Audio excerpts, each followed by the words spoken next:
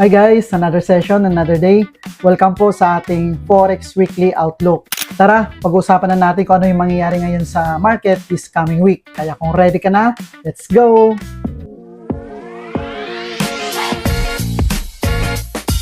Ito guys, check muna natin tong economic calendar natin dito sa MyFX book. And then, last week, sobrang daming red na high impact news na nangyari last week. So, merong first Friday, merong CPI last Wednesday. Ayan, CPI. So, nagkaroon ng malaking pag-push dun sa US dollar na currency pair. Okay, so Monday. So, during Asian session, dito sa Chinese na yen, so, mayroon ditong high impact news. Okay, so 2 days. Ba't 2 days? So ito, Monday tapos 1 day. Ba't 2 days? Okay. So, sa gabi ng Monday, ito naka-red dito sa New York session, itong Canadian dollar. So, check natin to sa mga currency pair na may against Canadian dollar. So, possible by Monday, may mga malalaking movement. Okay. Tuesday, New York session, London session. So, dito guys, sa may Asian session, 11:30 AM, Australian dollar. So, ito yung oras, Philippine time. So, meron ditong high impact news. And then, London, puro medium, di pagkagabi. 6 PM, 8:15, high impact news dito sa may New York session, itong USD dollar. And then, Wednesday, so, itong mga klase na high impact news guys, actually, very volatile din naman tong during this time. Pero mostly lang tinitingnan ko sa market pagdating sa high impact news is CPI, NFP, FOMC, Fed interest rate. So, yan yung madalas kong tinitignan at iniiwasan hangga't maaari. So, sa Wednesday during Asian session, so, Japanese yen, 7:50 AM. So, dito sa Pilipinas, 7:50. So, sa Japan or sa Tokyo, around 8:50 AM yan doon. Okay, dito naman sa New York, so, mayroon tayo, 8:30 ng gabi, PPI. And then, core PPI. And then, ito, Canadian, $945, BOC interest rate decision. So, possible na magkaroon din ng volatility or mabilis na paggalaw ng market during this time, 8:30 at saka 9:45 PM. And then Thursday, ito yung abangan natin. Mostly ng interest rate guys, Fed interest rate decision or yung central bank dun sa US, ito yung kadalasan na nangyayari around 2 AM ng Thursday dito sa Pilipinas. Ito yung abangan natin. Kasi kapag nagkaroon ng Fed interest rate, syempre interest rate yan, maraming naiinganyo ng mga investor. Kapag nagbigay ng malaking interest rate si Fed, so maraming mag-i-invest. So previous, ang interest rate na binigay ni Fed is 3.75 and then this week or this coming week, the Thursday 2 AM is 3.75, so parang walang pagbabago. So possible na may malaking movement pa rin talaga mangyari dito sa US dollar. So, FOMC economic projections. So, ito yung mga oras na sabay-sabay, pati 2:30 AM Fed Fresh conference. So, ito yung abangan natin guys, 2 AM ng Thursday this week. And then, pagka morning, during Asian session, dito sa Australian dollar, 8:30 AM, may high impact news. Ito. Basta yung kulay pula na yan guys, yan yung titignan natin. And then, interest rate decision din sa BOE. So, dito sa may London session, 8 PM ng gabi. 8 PM ng gabi pa. And then, ito, interest rate din decision ng Euro during London session, 9:15 PM. And then, sabay-sabay Thursday ng morning, ng madaling araw, 2 AM. And then, sa gabi, New York session, ito, yung nag-overlap yung London at saka New York. So, marami ding high impact news. And then Friday, ayan. So, sa Friday, during New York session, 8:30, puro Canadian dollar yung merong high impact news. So ulitin ko lang guys ha. So lahat ng viewers dito hindi nasundan yung mga previous natin na mga videos. So sa strategy natin na supply and demand and smart money concepts, hangga't maaari iniiwasan natin tong high impact news na to. So papasok lang tayo kapag after na halimbawa 8:30 ng gabi. So papa-die down muna natin yung volatility ng market. So after 30 minutes, 1 hour or 2 hours saka lang tayo mag-e-entry. Okay? Pero kung ikaw master mo naman yung strategy mo, kayang-kaya nyo po yan sabayan. Pero ako personally, iniwasan ko mag-trade during high impact news. Okay? So ito yung kaganapan natin this coming week dito sa economic calendar natin. Alright? So punta naman tayo dito sa DXY. Actually guys, meron ako mga iilan na mga magagandang trades na na-miss ko dito sa mga currency pair. Katulad nitong DXY, nagbigay siya ng magandang confirmation at na-miss ko doon sa ibang currency pairs natin sa major pairs. Though meron tayong magagandang good trades Monday, Tuesday, and then Wednesday. Pero sa Wednesday, Thursday, and Friday, may mga iilang good trades ako na-miss. So anyways, ganun talaga. May mga setups talaga na hindi talaga natin maiwasan na hindi natin makita. Okay, so katulad nito sa DXY, sa daily time frame kung mapapansin nyo, 'di ba sa previous natin ng mga Forex Weekly Outlook, dito sa monthly time frame kung makikita natin, ito, ayan titignan natin, ito yung displacement or kung saan nagsimula yung demand, and then ito yung pinaka order block natin or demand zone. Okay, so dito, based sa mga previous video natin na nandito na ngayon currently si market, which is nagki-create siya dito ng liquidity. Okay, so ito, nagkaroon na ng manipulation, and then, ito, manipulation. So, ang gagawin ng market yan, possible na bumaba siya dito, pero medyo matagal-tagal pa yan. At bago siya mag-momentum para i-take out tong previous na swing high, and then ito, itong mga fair value gap na to. So, dahil monthly time frame to, medyo matagal-tagal pa yan. Okay? So, baba tayo dito sa may daily. Yan, mag-daily na tayo. Okay. So, ito guys, ito, meron ditong fair value gap. Ito, nagkaroon dito ng demand at hindi na binalikan ni market itong area na to. Okay, hindi niya na to na-mitigate. So, dito pa lang sa area na to, ito, nag-momentum na siya. Actually, meron ako na-miss dito na napakagandang opportunity. Sayang lang, di ba? Minsan. Pero anyway, normal lang naman yon. Okay, so meron naman tayo nakita magandang trades. So ito guys, meron ditong order block. Okay, so nagkaroon dito ng displacement. Tingnan nyo mabuti ito, pakinggan nyo. So nagkaroon dito ng displacement, naglaro-laro yung market, which is dito sa lower time frame, nagkaroon dito ng market structure shift, nagkaroon ng fair value gap, and then na-take profit natin tong previous na to na swing high. So, nagkaroon na naman ng movement at nag-retrace back. Kasi dito guys, kung mapapansin mo, meron pa ditong fair value gap. Ayan o. Yan, maliit. So, kumbaga, hindi pa to na-mitigate itong demand zone na to. Ibig sabihin na mitigate, hindi pa nabalikan or hindi pa na-fill out itong mga fair value gap na to, itong kulay yellow. And then, bumalik siya dito. Okay? Nakita ko na itong confirmation na to. Ewan ko ba, ba't hindi ko to na-take? Na-busy lang ako that time. Dito sa 1 hour time frame, tingnan nyo guys, oh. Sobrang perfect. Ito, nagkaroon dito ng fair value gap. And then, nagkaroon pa dito ng market structure shift. Ito. Ayan. And then, entry na malupit dito. Tapos, take profit to. Okay? So ngayon dito sa DXY, ito tinitingnan natin dito kung ano yung momentum ng US dollar. So kung ang momentum dito sa DXY is bullish, lahat ng currency pair against US dollar, katulad ng gold, Euro USD, JBP USD, AUD USD, NCAD USD, pababa po yan. Okay, ganun lang naman yan. Pag tumaas ang US, bababa yung market. Ibang currency pair. So ito, 1:3 din to. Okay? So far, ang analysis natin dito sa may daily time frame na ito, na-take out niya na tong previous swing high na to. Ito, itong liquidity. Okay, na-take out niya na rin tong liquidity na to. Halos pantay. So ito, pwede niyang i-target din to. Okay?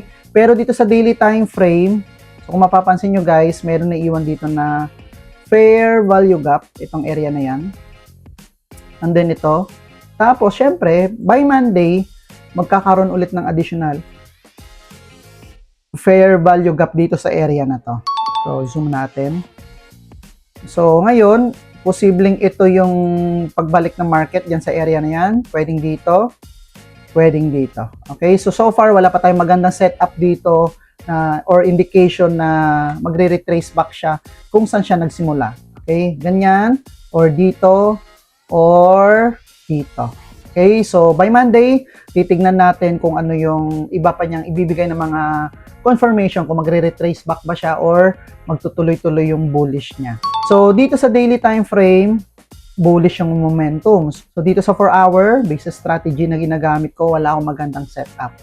So posibleng antayin natin siya mag-retrace back. Dito pag sa daily time frame ka mag-drawing, medyo hindi mo makontrol yung mga lines. Ayan. So, dito tayo. Okay, so ito titignan natin kung magbigay siya dito ng confirmation or bababa pa siya dito or bababa pa siya dito or dito. Okay? Sa ngayon, wala pa tayong magandang setup dito na nakikita. So, by Monday or Tuesday, titignan natin kung meron tayong opportunity, sell opportunity, habang pabalik, tignan natin kung makakapag-entry tayo ng short position. So, yan ang analysis natin dito sa may DXY. So, punta tayo ngayon kay Goldie. Ayan. So, ito guys, kung mapapansin nyo, halos na-predict natin yung movement ni gold. So, last week, sa previous natin na Forex Weekly Outlook, ito, nagkaroon dito ng displacement. Okay? So, syempre, di ba? As a supply and demand na strategy, pag nagkaroon ng supply, antayin natin yan mag-retrace back. So, dito sa lower time frame, may mga opportunity yan na titignan natin. Pero mostly kasi guys, itong mga liquidity na to or itong retracement is noise lang yan. So, dito talaga ako nag-aabang ng confirmation. So, ito yung supply, ito yung zone. Kung mapapansin mo, bumalik siya dito at bumaba, nagkaroon ng market structure shift. Okay? And honestly, hindi pa ako nakakapag-take dito ng entry. So, doon ako nag-take ng entry sa ibang currency pair. Kasi, in-expect ko na babalik pa siya sana dito. Pero, bumalik lang siya konti, nag-mitigate lang siguro mga 50% dito sa fair value gap na meron tayo. Ito. Meron dito fair value gap. Ayan. Okay, so bumalik lang siya dito. Ayan, 50% lang. And then saka siya dumiretso pababa. So, in-expect ko sana, kung umakyat sana siya dito. Ayan. Kasi, sobrang mahal ngayon ng gold, guys. Na, di ba, previous months, lalo na yung last year. Pag nag-entry ka ng 0.01 or 0.03, malaki-laki pa yung stop loss mo. Ngayon, yung 0.01, okay, parang 0.1 na yung value. Diba? Kaya malaki-laki yung i-risk mo dito. So, in-expect ko sana na bumalik siya dito. Pero hindi na siya bumalik. Ganun talaga, may mga times na iniiwang ka talaga. Ganun talaga. So, ito, sa lower time frame, pero in-expect ko pa rin na possible talaga na bumalik pa siya dito sa may supply zone natin. At dito, nagkikreate lang si gold ng liquidity. And then, possible na balikan niya pa yan at bago bumulusok. So, di ba sa previous natin na video, posibleng i-take out niya tong 5,000 na level, which is alos na sa 5,000 na. And then, itong 4,900. And then, itong 4,700 or 4,600. And then, yan. Posibleng bumaba siya. Kasi syempre, 'di ba, dahil nagkakaroon ng giyera, and then pagdating sa mga commodity na kalakaran or kalakalan sa buong mundo, ang kadalasan na ginagamit na currency pair sa pagbili ng oil, sa pagbili ng gold, yung mga kung ano man yung commodity, ginagamit talaga diyan is US dollar na currency. So syempre, kapag yan ang kailangan na pera, 'di ba? Pag bibili ka, magtataas ng demand, kaya umaakyat yung presyo ng US dollar. Then, syempre, mga manipulation na yan. Right? So, sa ngayon, daily time frame, bearish na si Goldie. Pa-bearish na siya. So, ito yung possible na ma-take out niya na liquidity. Itong area na to. Yan. Ito swing low. So, ito, na-take out niya na. Hopefully, magbigay siya dito ng market structure shift para bumalik siya dito at mag-antay rin tayo ng confirmation niya para sa sell position. Sa lower time frame, as intraday trader, hahanap tayo dito ng mga intraday na setup. Kasi ito, swing to guys, medyo matagal-tagal 'di ba? So, yan yung analysis natin ngayon dito sa my gold. Alright? So, punta naman tayo sa my BTC USD. So, kung mapapansin mo guys, halos pareho lang din sila ng setup ni gold. So, ito, nagkaroon ako dito ng setup. Ayan sell position, and then market structure shift, and then ito, liquidity to. Ayan, liquidity. Alright? Ayan. Tapos, which is, tingnan mo, umakyat. And then, aabang ako dito next week ng sell confirmation. So, on our time frame, titingnan natin kung babalik siya dito. Pag bumalik siya dyan, magti-take tayo ng position dyan. So, dito naman, before, mayroon tayo dito mga long position. So, ang grabe, Dito guys, mayroon akong entry dito na clinose ko, buy. Kasi kinabahan ako. Ito, meron dito buy position, tapos umakyat. Biglang bumaba kasi. Sabi ko, break even ko na lang. So, back to zero lang ako dito. So, wala tayong loss, wala din tayong win. Minsan, ganyan talaga yung market, di ba? Pag entry mo, saka naman siya lilipad. Ayan, lumipad. Tapos, titignan natin. And expect ko nga rin dito sana na babalik pa siya dito kaso wala So, analysis natin dito sa may Bitcoin. Delete natin to. So, kung titignan mo yung overall bias, guys, kay Bitcoin, pababa. Diba?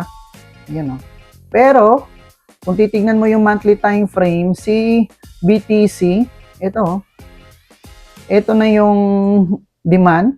Okay, nagkaroon ng swing low, swing high. So, swing high ito kasi na-break niya tong previous na swing high. So, ito, lower low. Bakit? Na-break niya yung previous na lower low. So, meron ditong fair value gap and possible na i-take out to ni Bitcoin itong previous na swing low na to. Pero, nagbigay kasi siya ng magandang buy confirmation So, possible na nandito na siya sa may demand zone.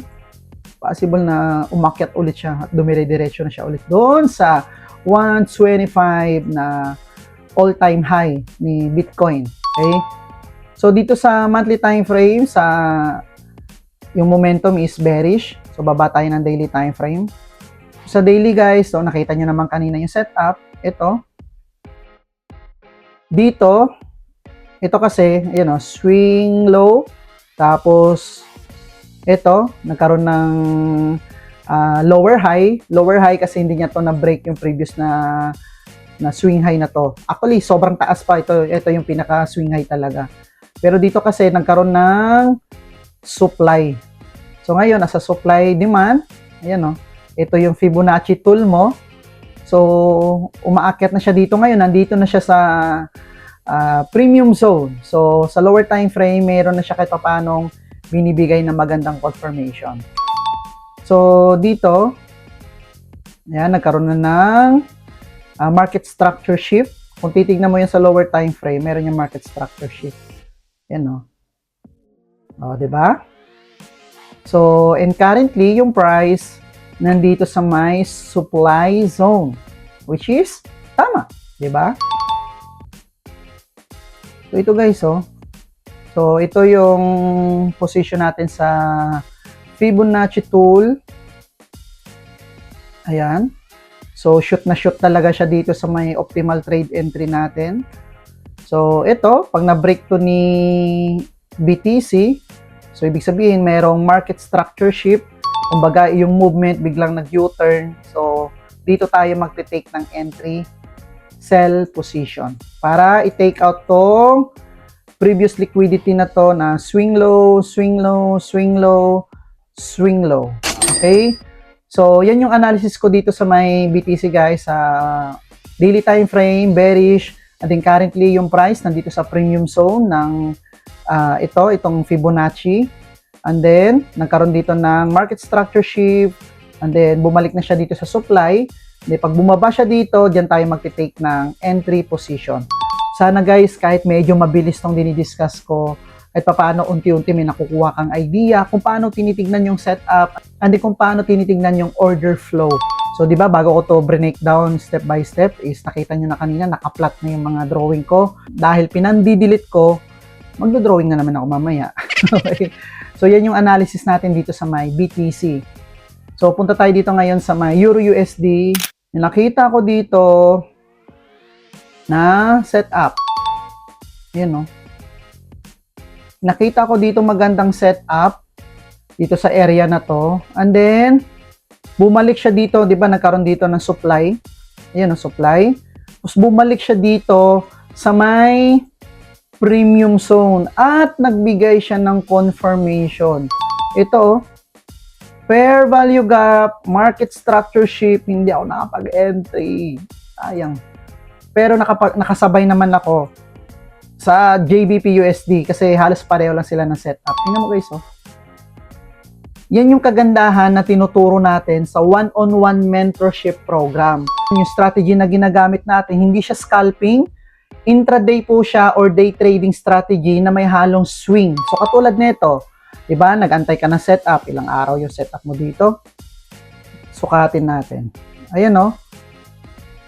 Bago nagkaroon ng confirmation, 7 days. Pero guys, tingnan mo naman, kahit 7 days ka nag-antay, kung simula dito sa confirmation, 1 day lang, 1 day and 10 hours, may profit ka na.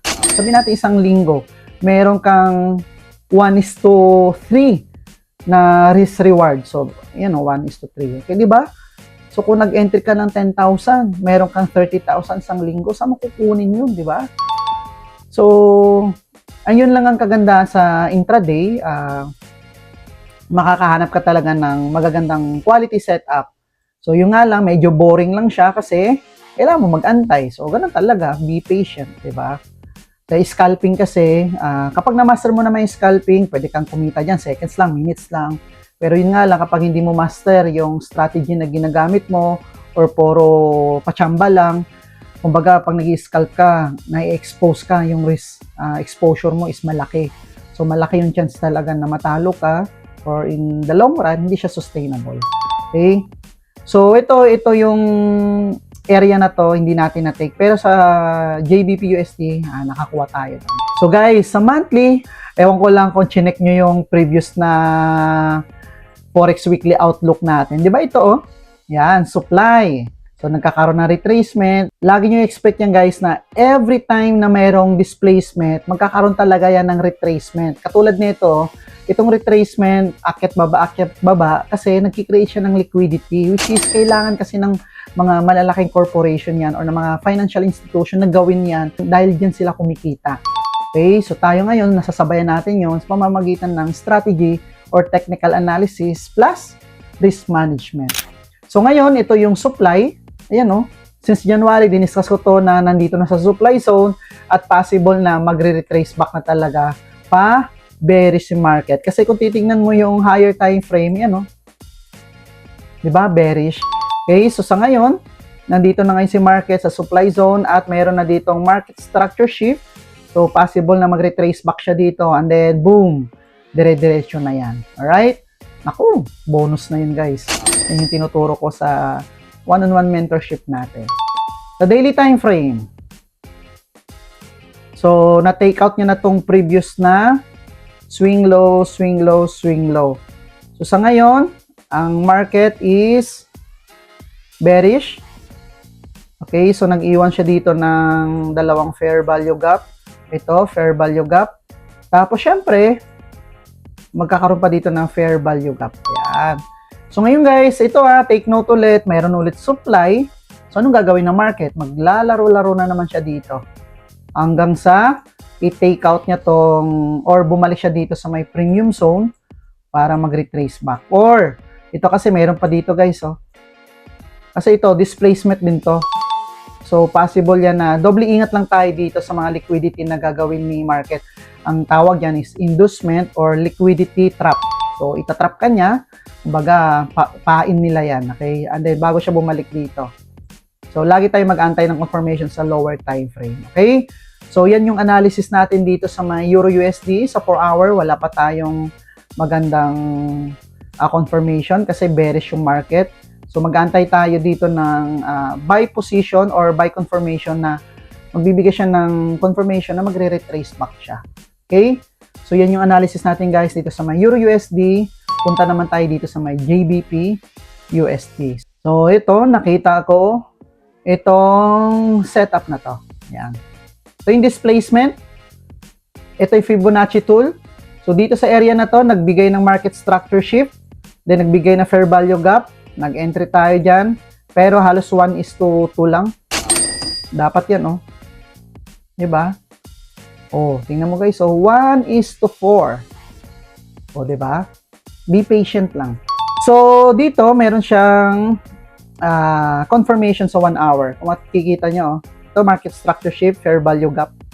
Diba? And then, target profit kasi ito, sa smart money concept, itong dalawa na to, liquidity to.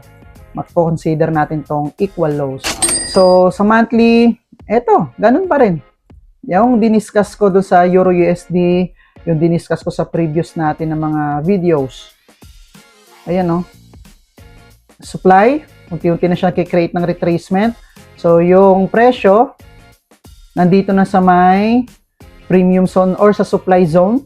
Ito. So, possible na i-break niya pa tong previous na swing low na to at mag-retrace back. Andin yan. So, ito sa monthly, ranging yung market. Ayan guys, so ranging. Makukonsider mo ranging. Yan. Okay? So, baba tayo ng daily. So, sa daily, bearish. And then, binibilisan ko lang guys para hindi umaba ang ating video. Mahirap mag-edit. Alam mo ba guys, pag nag-edit ako ng mga Forex Weekly Outlook natin, hindi yan oras ha. Minsan inaabot ako ng 6 to 12 hours. Depende sa haba. Kaya yung like, share, and comment mo dyan is very valuable na po yan sa akin. So ito, nagkaroon dito ng supply, and then meron dito fair value gap. So syempre, meron din yan fair value gap by Monday. So sa ngayon, wala tayong setup nakikita kasi pababa pa yung market at mag-aantay pa tayo ng long position dito. Yan, magre-retrace back talaga yan guys. Hindi pwede. Dinidiscuss ko rin yan sa one-on-one mentorship program natin na bakit may mga price na binabalikan ni market at bakit may hindi. Katulad nito, oh, fair value gap. Bakit 50% lang yung binalikan niya? Ito, floating nila to na loss. At hindi niya pa binalikan yan, di ba? Which is normal yan. Itong move na to, hindi lang kasi mag-isang malaking financial institution yan. Kumbaga, grupo yan sila na nagkakasabay-sabay ng entry. Alright, so sa 4 hour, wala pa tayong nakikitang setup. Pero titingnan natin next week kung magbibigay siya dito ng entry, confirmation na long position, and then magtitik tayo ng sell position. O diba? Medyo magulo lang. Actually guys, pag nasanay ka na, madali na yan sa'yo. So dito tayo titingin next week kung magbibigay siya dyan ng confirmation. Alright? Or dito. Okay, kasi kung gagamitan to natin ng Fibonacci tool, ito, mula dito pababa. Ayan o. Ito yung optimal trade entry area natin. Dito tayo mag-aabang sa loob nito ng confirmation para sa sell position. So, yan yung analysis natin dito sa JBP USD. So, last currency pair, itong AUD USD. Abangan nyo guys this week, mag-upload tayo ng nakita kong napakagandang setup sa JBP JPY. So step by step kong i-breakdown kung paano ako nagtitake ng entry, paano ako nag-analyze ng market, paano ako naglalagay ng mga confluences bago ako mag-take ng entry. Okay? So abangan nyo yan. It's either Wednesday or Thursday. Right? So monthly. Ayan. Ito monthly, na-break niya na tong previous na swing high. So ito, demand. Diba? Nagkaroon dito ng demand. Tapos, meron dito na tira na fair value gap. So, nagkaroon dito ng demand. Ito. Ayan. So, may fair value gap pa. So, napakagandang confluences to na possible balikan to ni market. Okay? So, dito, ito yung demand area natin. Ayan. Diyan tayo mag-aantay next week or next month ng buy confirmation. Yan. Okay? Or possible pa nga na i-breakout niya to eh. Kasi si market bearish. Napakalakas ng US dollar ngayon. Ayan. So, possible na i-breakout. Pero kung magbigay siya dito ng confirmation, magti-take tayo ng long position. So, sa daily time frame, yan, bearish ang market. Okay? So, possible na i-breakout niya to. So ito may fair value gap. Ayan, and then ito may fair value gap din. So sa ngayon wala tayong nakikita magandang setup. So possible na balikan niya yan. Din ganon. Right? So per hour, wala rin. So far, ito, hindi niya pa nabibreak tong previous na swing low. So possible yan, isa, dalawa, itong line na to. Yan. So yan lang guys, yan lang so far ang analysis natin dito sa mga major pairs na to. Sa ngayon, wala pa tayong nakikita magagandang setup. So, syempre, mag-antay ulit tayo by Monday, Tuesday, or Wednesday kung ano yung ibibigay niya pang ibang confirmation, and then by Thursday or Friday, saka lang tayo magte-take ng entry. So, ganyan talaga guys yung ginagamit natin na strategy. Be patient lang kasi kapag nakuha mo naman yung magandang setup, quality, yung income naman na ibibigay sa'yo, good for 1 week na or good for ilang buwan na. Okay? Or good for 1 month na. So, kung may questions ka, message ka lang or mag-iwan ka lang dyan ng comment yan sa comment section natin para sagutin natin yan isa-isa. So guys, kung bago ka pa lang dito sa channel, huwag kalimutan na mag-subscribe at i-click nyo na rin po yung notification bell na yan para updated po kayo sa upcoming videos natin katulad nitong Forex Weekly Outlook, yung mga market and analysis setups natin sa ibang currency pair, yung mga wins natin, yung mga loss natin, kung paano ba natin tinitake or paano tayo nagtitrade ng mga setups na yan. So, yan lang for now at kita-kits po ulit tayo sa next na video. See you!